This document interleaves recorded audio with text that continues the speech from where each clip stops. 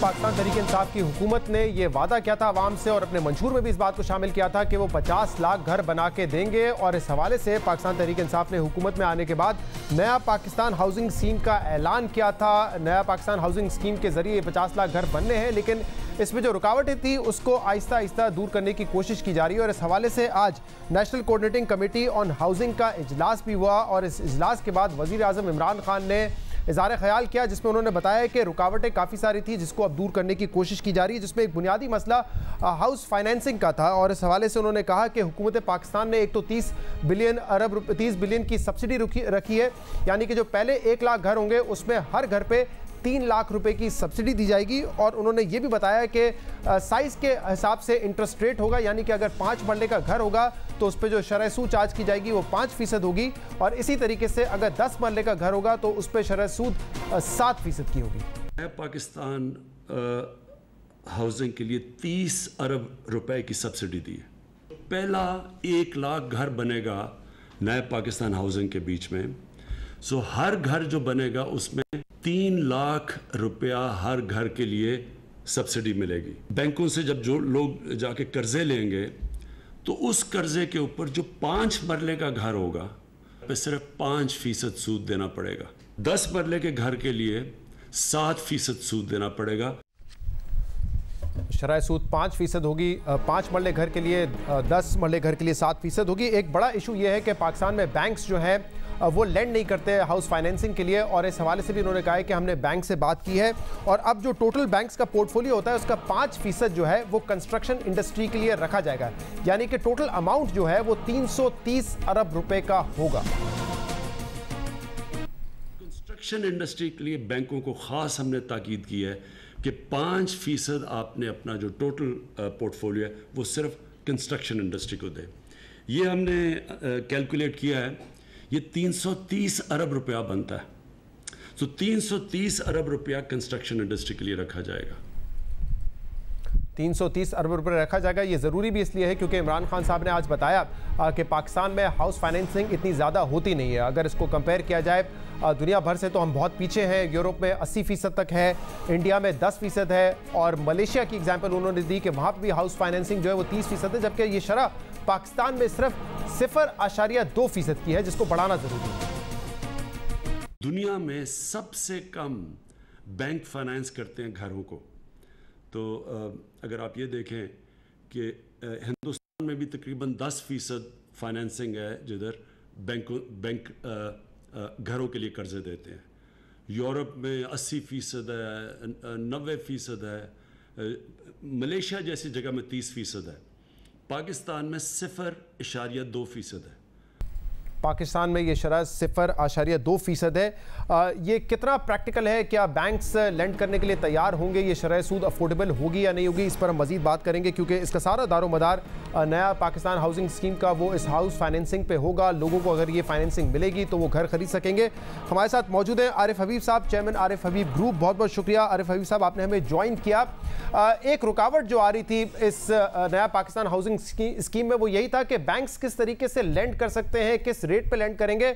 उस हवाले से वजीर आजम ने कहा है कि आज बड़ा ब्रेक थ्रू हुआ है, जिसमें उन्होंने कहा है कि 30 अरब रुपए की सब्सिडी हम दे रहे हैं, और बैंक्स को यह कहा है कि आप अपने पोर्टफोलियो का 5% जो है वो कंस्ट्रक्शन सेक्टर के लिए मुख्तस करें, जो कि 330 अरब रुपए बनता है। अब आपको भी पता है आरिफ हबीब साहब कि बैंक्स यहाँ पे लेंड करते नहीं हाउस फाइनेंसिंग के लिए इतना। टोटल 2018 में भी प्राइवेट सेक्टर ऑफ टेक का सिर्फ 1.7% बैंक्स ने कंस्ट्रक्शन सेक्टर पे हाउस फाइनेंसिंग पे लेंड किया था। आपको लगता है कि प्रैक्टिकल है, बैंक्स लेंड करना के लिए तैयार हो जाएंगे? जी शहजाद, ये बहुत एक्सटेंसिव जो है वो सेशंस हुए हैं स्टेट बैंक और सारे जो बैंक्स हैं उनके, और फिर ये थिंक टैंक और फिर नया पाकिस्तान हाउसिंग सोसाइटी के फोरम से आई थिंक ये 10 मीटिंग्स हुई हैं तमाम प्रेसिडेंट के साथ, और उनके साथ जो है वो बहुत एक्सटेंसिव डिस्कशन हुई है। फिर सब ग्रुप बने और सब ग्रुप के अंदर एक स्ट्रक्चर जो है वो एक डेवलप कर लिया गया है, और उसके लिए जो गवर्नमेंट को सपोर्ट चाहिए, लीगल सपोर्ट देने की जरूरत है, फोरक्लोजर लॉ की है, उसकी एश्योरेंस, और फिर ये जो सब्सिडी जो प्राइम मिनिस्टर अभी बात कर रहे थे, ये सिर्फ लो कॉस्ट हाउसिंग के लिए है। ये जो निचले तबके के लोग हैं जिनकी बहुत ही ज्यादा लिमिटेड आमदनी है, जो 20-25-30 हज़ार रुपए जो है वो माहाना कमाते हैं, उनके लिए ये एक हाउसेस जो है वो 5 मरला और 10 मरले की जो बात की जा रही है,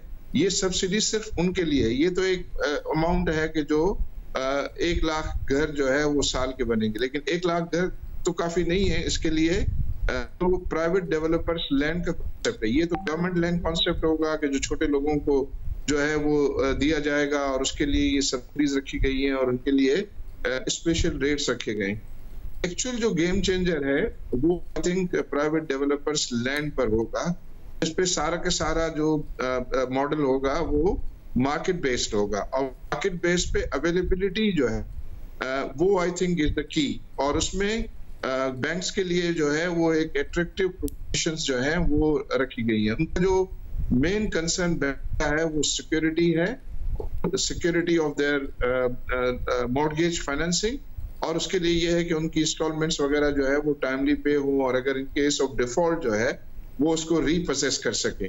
तो वो सारे के सारे जो है वो लीगल एडवाइसेस लेके और इसके ऊपर जो है वो काफी काम जो है वो बहुत एडवांस हो चुका है। तो मुझे लग रहा है कि ये कुछ दिनों में ही जो है ये रोल आउट चीजें होना शुरू हो जाएंगी और असल काम जो है वो होना शुरू हो जाएगा। तो आई थिंक ये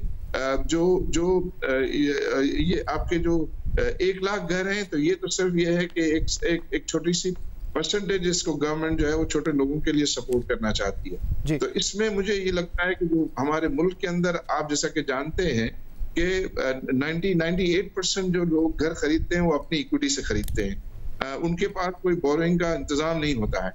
तो अभी जो ये स्कीम बनी है उसमें लोगों को इस किस्म की जो है वो मॉडल्स जो है वो दिए जा रहे हैं कि जिसमें लोग 20 साल की जो है वो मॉर्गेज फाइनेंसिंग ले सकेंगे। और उसमें जो छोटे लोग हैं उनके लिए तो जितना किराया देते हैं वो अगर 20 साल तक पे करते रहेंगे तो घर उनका हो जाएगा। आरिफ साहब, इसमें एक बात तो आपने भी की कि बैंक्स ऑब्वियसली सिक्योरिटी चाहते हैं। फोरक्लोजर लॉ के हवाले से उन्होंने बात की कि ये मुकम्मल है, बस इसको पास होना है अब, तो बैंक्स को यहाँ से एक सिक्योरिटी तो मिल जाएगी। लेकिन एक और मामला पाकिस्तान में रहता है वो ये कि फ्लक्चुएटिंग इंटरेस्ट रेट्स होते हैं। अब अगर आज शरह सूद कम है, ये बढ़ जाती है, तब भी जो आज जैसे लो कॉस्ट हाउसिंग के लिए जो कहा गया है कि 5 मरला घर जो है 5% होगा, क्या ये रेट फिक्स्ड ही रहेंगे चाहे इंटरेस्ट रेट बढ़ने लगे फिर भी? आई थिंक ये जो अनाउंसमेंट हुआ है उससे तो मुराद जो है वो यही लेनी चाहिए कि जो ये जो सब्सिडाइज घर की ऑफर है उस पर तो वो फिक्स रहेंगे, लेकिन जो मार्केट बेस्ड होंगे तो डेफिनेटली उसमें ये एक्सपेक्ट नहीं करना चाहिए कि ये फिक्स रेट पे होंगे। उसमें जो है वो जो मार्केट बेस्ड रेट होंगे उसी पर जो है होंगे। लेकिन रियल एस्टेट में शहजाद आप जिस तरह जानते हैं कि उसमें इतने मार्जिन है और उसकी अप्रिसिएशन इतनी तेज रफ्तारी से होती है कि ये 1-2% जो है वो कम ज्यादा कोई ज्यादा मैं समझता हूँ कि मैटर नहीं करता रियल एस्टेट इन्वेस्टमेंट के लिए। अगर किसी को ये अवेलेबल हो जाए फंडिंग और वो टाइमली अगर वो घर अपनी मार्जिन देकर अपना घर जो है वो खरीद सकता है तो वो बहुत ज्यादा बेनिफिशियरी होगा वो इंटरेस्ट रेट जो है को पे करने के बावजूद। तो उससे जो है वो एक तो लोग जो है वो घर खरीद सकेंगे और जो हमारे यहाँ बहुत शॉर्टेज है और वो शॉर्टेज जो है कि वो पूरा करने में ये हेल्प करेगा। और लेकिन इसके साथ साथ इसके जो मईशत को डेवलप करने के लिए जीडीपी ग्रोथ के अंदर रोजगार मुहैया करने के लिए जो इसका रोल होगा वो आई थिंक बहुत ज्यादा अहम होगा। अच्छा आरिफ साहब, इसमें एक ये बात भी बताइएगा क्योंकि आज वज़ीर आज़म ने कहा कि 31 दिसंबर तक ये इंसेंटिव्स हम दे रहे हैं कंस्ट्रक्शन सेक्टर को, क्योंकि फैटेफ जैसे मामला है तो इसके बाद ये एग्जेम्पशन या इंसेंटिव्स नहीं दे सकेंगे।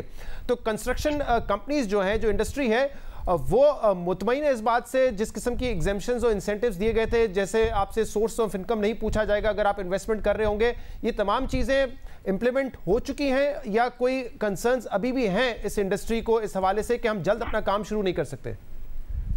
आई थिंक जो डेवलपर्स का सोर्स ऑफ इन्वेस्टमेंट है वो नहीं पूछा जाएगा। आई थिंक वो इतना बड़ा मसला नहीं है मेरी नजर में। वो आई थिंक इस पीरियड के अंदर जिसको भी अवेल करना होगा वो कर लेगा।